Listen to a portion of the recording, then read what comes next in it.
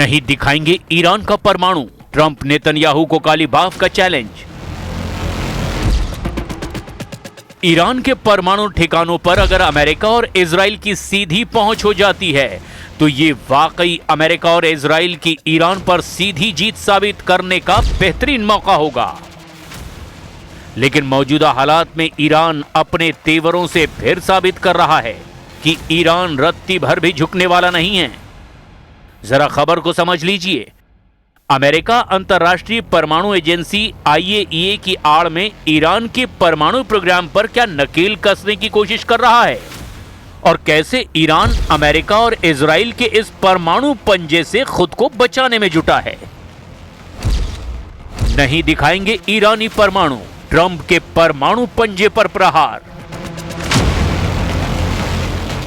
Iran ने IAEA को परमाणु ठिकानों तक पहुंच देने से साफ इनकार कर दिया है। ईरानी संसद के स्पीकर मोहम्मद बाकर कालिबाफ ने एक ऐसा बयान दिया है जिसे सुनकर राष्ट्रपति ट्रंप और इजराइल के प्रधानमंत्री नेतन्याहू के होश उड़ गए हैं। मोहम्मद बाकर कालिबाफ ने तो दो टूक शब्दों में कह दिया कि ईरानी कानून इस बात की अनुमति ही नहीं देता कि IAEA ईरान के 3 परमाणु ठिकानों का दौरा करें। ईरान के इस्फान, फोर्दो और नतांज परमाणु ठिकाने ईरान के परमाणु कार्यक्रम के मजबूत स्तंभ माने जाते हैं। तीनों तकनीकी रूप से एक दूसरे से जुड़े हुए हैं। इनके बिना ईरान का परमाणु ढांचा अधूरा है। अमेरिका और इजराइल चाहते हैं कि IAEA के जरिए ईरान के इस्फान, फोर्दो और नतांज का पूरा कच्चा चिट्ठा सामने आ जाए।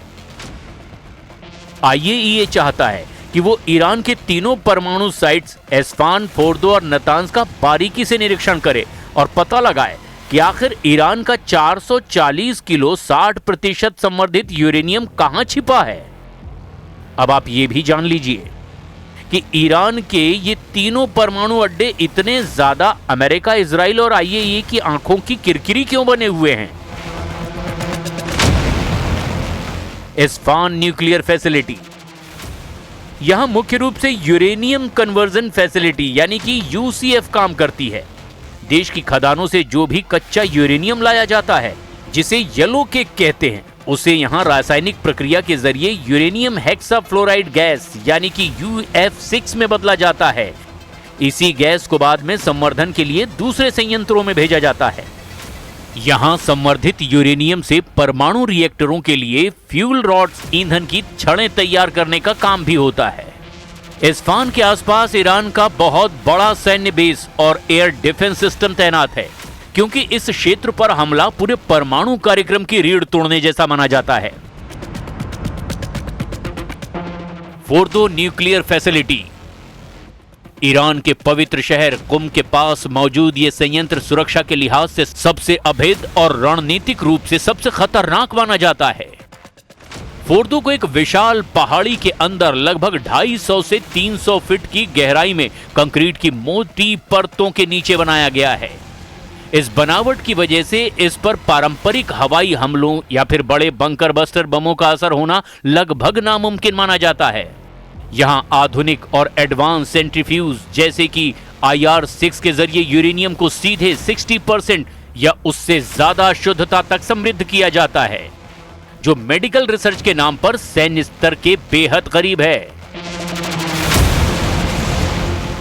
नतांज न्यूक्लियर फैसिलिटी, ये ईरान का सबसे बड़ा केंद्रीय और मुख्य यूरेनियम संवर्धन संयंत्र है, जो इस्फान प्रांत के अंतर्गत ही नतांज शहर के पास मौजूद है।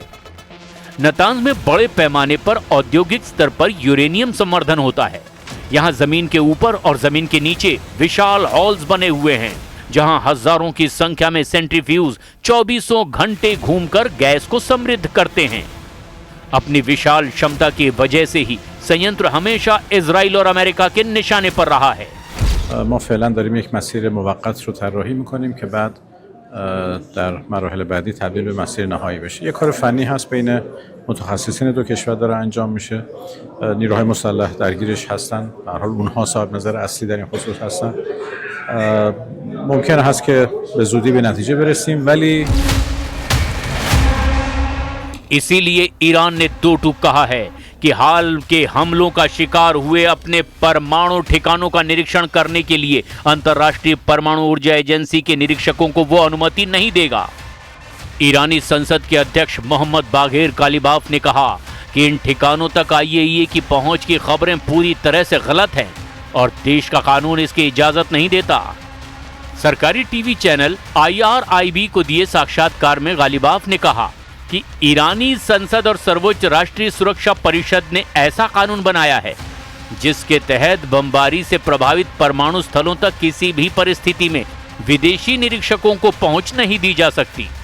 उन्होंने कहा है कि निरीक्षकों को वही पहुंच मिलेगी जिसकी अनुमति सर्वोच्च राष्ट्रीय सुरक्षा परिषद देगी। ईरानी संसद के अध्यक्ष मोहम्मद बाघेर कालिबाफ ने दो टूक कह दिया कि फिलहाल IAEA को केवल 2 परमाणु प्रतिष्ठानों बुशेर परमाणु ऊर्जा संयंत्र और तेहरान अनुसंधान रिएक्टर तक ही सीमित पहुंच दी गई है और ईरान इसी व्यवस्था का पालन करेगा। रोशन بگویم تا زمانی که تعهدات آمریکا در تفاهمنامه از جمله رفع محاصره، آزادی اموال بلوکه شده، رفع تحریم نفت، پایان تهدید و عملیات نظامی در همه جبهه‌ها و دیگر شروطی که در تفاهمنامه آمریکا با آن متحد شده است اجرایی. दूसरी तरफ अमेरिकी नौसेना ने पश्चिम एशिया में 250 से ज्यादा दिनों से तैनात विमान वाहक पोत USS अब्राहम लिंकन को वापस बुलाकर उसकी जगह USS जॉर्ज बुश की तैनाती की है, जिसकी पुष्टि रिपोर्ट से हुई। ये कदम अमेरिकी नौसेना के सामने खड़े गंभीर परिचालनगत चुनौतियों और मध्य पूर्व की रणनीतिक प्राथमिकताओं को दोनों को दर्शाता है। USS अब्राहम लिंकन ने बिना किसी रेस्ट के समुद्र में 250 से ज्यादा दिन बिताए, जिसमें लगभग 200 दिन बिना किसी पोर्ट कॉल बंदरगाह पर रुकने के लगातार ऑपरेशनल मोड में रहे हैं। रिपोर्ट्स के मुताबिक लंबे समय तक युद्ध क्षेत्र में रहने की वजह से नौसैनिकों के मनोबल में भारी गिरावट आई और मानसिक तनाव व आत्महत्या की कोशिशों जैसी घटनाएं भी रिपोर्ट की गई हैं। अमेरिकी सीनेटरों और रक्षा मीडिया की रिपोर्ट के मुताबिक पोत पर भोजन की कमी, पीने के पानी की खराबी, प्लम्बिंग की विफलता और डाक के साथ दूसरे पार्सल न पहुंचने जैसी अव्यवस्थाएं भी पैदा हो गई थी। नौसेना के बेड़े का लगातार इस्तेमाल होने से जहाजों की समय पर ओवरहॉलिंग और तकनीकी मरम्मत नहीं हो पा रही थी, जिससे अमेरिकी नौसेना की ओवर स्ट्रेचिंग उजागर हुई। पेंटागन का मुख्य उद्देश्य पश्चिम एशिया और हॉर्मुज के आसपास अपनी सैन्य धाक और ईरान पर दबाव बनाए रखना है। ऐसी स्थिति में अगर ईरान अमेरिका पर और दबाव बनाता है तो स्थिति और ज्यादा खतरनाक हो जाएगी।